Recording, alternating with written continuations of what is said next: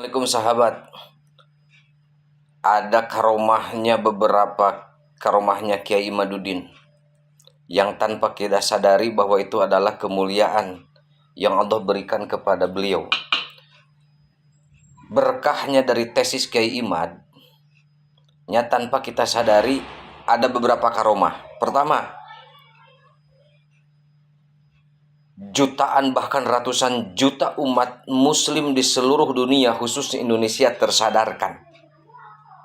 Ya. Yang kedua, karomahnya beliau bisa menyelamatkan ratusan juta pribumi bahkan ulama-ulama di seluruh Indonesia dari dawir, dari penindasan, ya, dari kalangan habaib. Dan pribumi ulama selamat. Saat sekarang drastis bahkan sampai menghilang di ribuan pesantren yang tadinya selalu datang bergerombol untuk dawir. Karomah Kiai Imad berikutnya adalah mendorong dan menggerakkan seluruh umat muslim khususnya para ulama untuk membuka kembali kitab nasab sehingga mengenal kembali leluhurnya. Karomah Kiai Imad berikutnya menggerakkan ulama Indonesia khususnya bahkan di dunia untuk membuka kembali kitab-kitab. Bukankah itu kemuliaan yang menjadi wasilah menggerakkan manusia dalam hal kebaikan? Karomah berikutnya, Kiai Imad bisa mencerdaskan dan menyadarkan ratusan juta umat Islam bukan cuma di Indonesia, di Malaysia, di Filipina, di Singapura, bahkan di Mekah dan Madinah, bahkan di seluruh dunia. Seluruh ulama-ulama tersentak dan terpusat kepada sosok Kiai Imad. Kiai atau ulama muda berasal dari Indonesia yang berdomisili di Banten. Bukankah itu kemuliaan? Bisa menggerakkan begitu banyak manusia bahkan ulama di seluruh dunia. Karomah berikutnya, bisa memutarkan roda perekonomian di seluruh Indonesia. Bukankah kuota itu sangat dibutuhkan? Bukankah jaringan internet itu sangat dibutuhkan?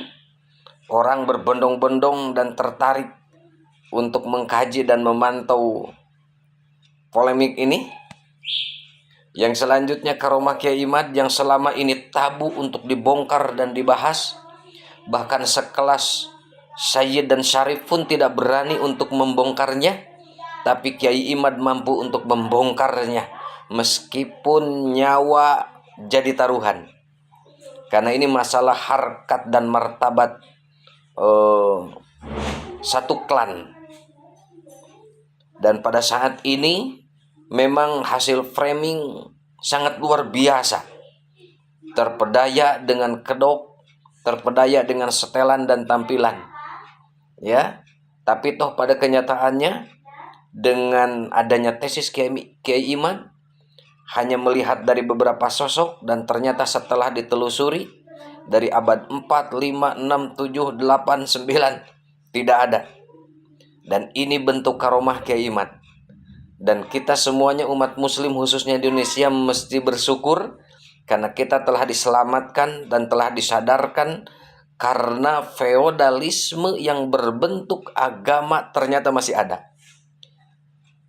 Kedoknya Muhyiddin, tapi hakikatnya adalah kita adalah budak-budaknya. Kedoknya Muhyiddin, tapi hakikatnya kita adalah budak-budaknya. Yang mana kita bisa menemukan di lapangan fakta kenyataan yang ada. Kenapa disebut budak-budak hakikatnya? Meskipun dibungkus dengan Muhyiddin. Lihat kejadian di Madura. Kalau kamu ingin surga, kalau kamu ingin syafaat, berikan istrimu. Kalau kamu ingin syafaat, kalau kamu ingin surga, saya butuh sekian uang, sediakanlah. Kalau kamu ingin syafaat, kalau kamu ingin berkah, saya butuh uang sekian, 10 juta kek. Kalau kamu ingin selamat, kalau kamu ingin berkah, nih beli saya punya tongkat 70 juta. Kalau kamu ingin berkah, kalau kamu ingin syafaat, kalau kamu ingin surga, muliakanlah hormat.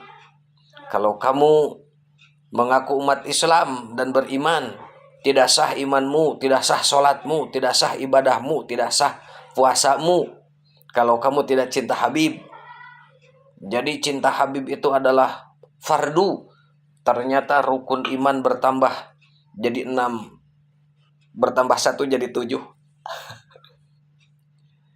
Kita tidak sadar feodalisme ini ada. Kita tidak sadar karena dibungkus dengan kata muhibin. Lihat bagaimana jumawanya mereka dengan kata-kata belajar sama Habib yang jahil, yang bodoh. Itu jauh lebih utama daripada belajar sama 70 kiai yang alim. Itu adalah bentuk penghinaan. Itu hakikatnya adalah menunjukkan feodalisme. Yang selanjutnya, telapak kaki Habib yang kotor, meskipun jinah, meskipun maksiat, meskipun pendosa, itu jauh lebih mulia. Telapak kaki Habib yang kotor, meskipun maksiat, meskipun jinah, meskipun pemabuk, daripada kepala kiai yang pakai sorban. Bukankah itu penghinaan? Kenapa para muhibin belum sadar juga? Gurumu dihina, yang mengajar kamu ngaji, yang mengajar kamu safinah, yang mengajar kamu fikih, yang mengajar kamu akidah, tauhid, akhlak, kiaimu, gurumu dihina seperti itu, kau diam saja? Kau masih membelanya dengan alasan bahwa mereka adalah dzurriyyah Nabi? Tidakkah kalian sadar